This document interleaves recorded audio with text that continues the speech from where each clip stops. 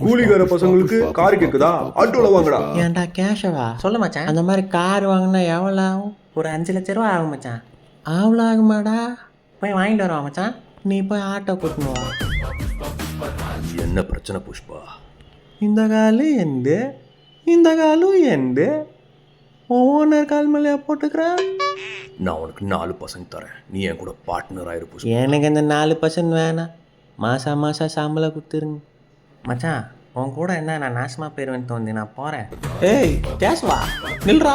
ஏய் கானானாலும் அரனானாலும் அந்த காசு 7 மலையை தாண்டி இருந்தாலும் கடலை தாண்டி இருந்தாலும் புஷ்பா காசு புஷ்பாதே, அவன் எடுத்துப்பான். மச்சான் உன் தேடி பேங்க்லேருந்து வந்திருக்காங்கடா. நான் இல்லை நேரத்தில் லோனில் உரியாட கேஸ்வா மச்சான். அவங்க நம்ம வாங்கின லோனை கட்ட சொல்லி வந்திருக்காங்க மச்சான். ஸ்ரீவலிட்ட சொல்லி புஷ்பா இல்லைன்னு சொல்கிறா. புஷ்பா யாருக்கும் அடங்காதவன்டா மச்சான். மச்சான் அம்மாவும் ஸ்ரீவலியும் உன்னை கோமா தேட்டுக்கிறாங்கடா. வீட்டில் டப்பாலேருந்து காசு எடுத்தது அம்மாவுக்கும் ஸ்ரீவலிக்கும் தெரிஞ்சிச்சுன்னு நினைக்கிறேன். வீட்டுக்கு போனால் அடிப்பாங்க. சிண்டிகேட்டில் சொல்லியிருக்கேசுவா, கொஞ்ச நாளைக்கு புஷ்பா கடலாம் மிட்டாய் விற்க மாட்டான். நான் சென்னைக்கு போகிறேன். இந்த புஷ்பான்னா ஃபயர் நினச்சிங்களா? ஃப்ளவர்